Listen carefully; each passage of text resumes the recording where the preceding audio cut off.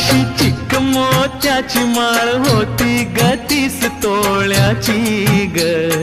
चिक मोत्याची माळ होती ग 30 तोळ्याची ग.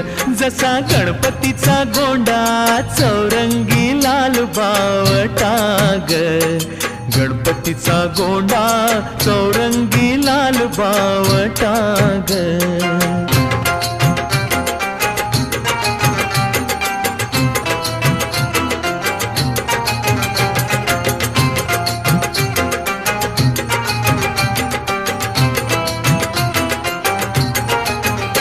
या चिकमाळेला रेशमी मौचार दोराग.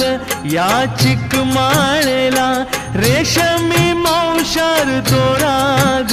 मऊ रेशमाच्या दोऱ्यात नवरंगी माळ ओविली.